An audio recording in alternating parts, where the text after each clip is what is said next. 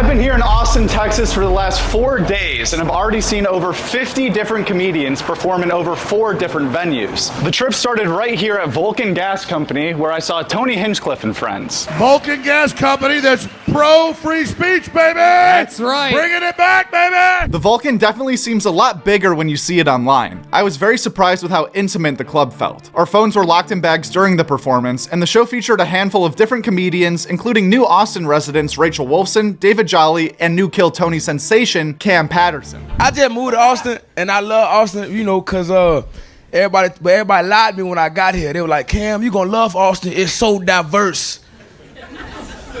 Look at y'all. I've only seen 6 other black people since I've been here, and they've all been crackheads.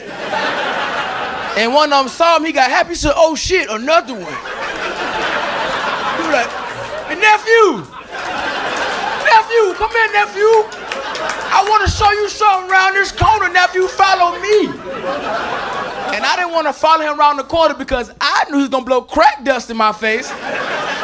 And if y'all did not know, that's how you make crackheads. Did you know that, sir? Welcome to the club, nigga. You live outside forever now. The next day, we headed over to the Sunset Strip to watch the Shadow Band showcase. This was my first time visiting Brian Redban's new club, and the showcase featured many of the comics who work at the mothership, including my favorite part of the show, Casey Rocket. Some folks are born. All right.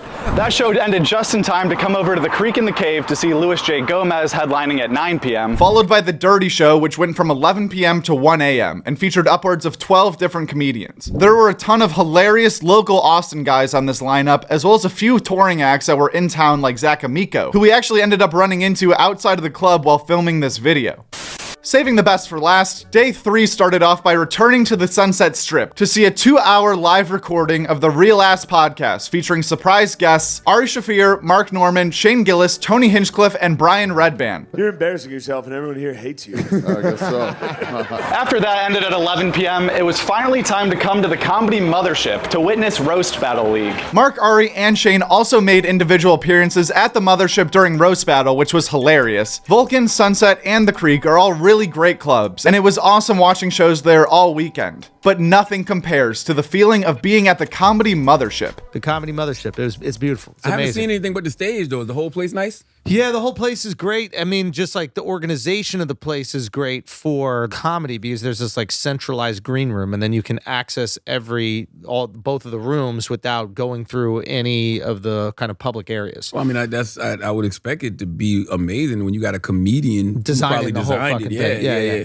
No, it's incredible. And just like the way that he's organizing the whole thing and how like comic forward it is. Like obviously you expect that from Joe, but it's different when somebody has been like, you know, promoting comedians and on his podcast and all his other platforms. It's different when you start a comedy club because you go, all right, well, this is a business and we got to make the business run. Yeah. But his whole shit is like, if it breaks even, that's great. Every club here is in walking distance from one another, which is sweet. And unless you live in New York City, it's safe to say Austin, Texas has more clubs and more shows than anything you could possibly imagine. They are not messing around down here. I highly recommend booking a trip to Austin literally any weekend, and with just a little bit of prep, you can turn this city into your own mini comedy festival at the drop of a hat.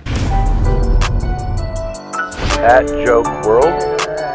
That's it, at Joke World. And the world is WRLD. That's a great YouTube channel, Joke World. Check it out.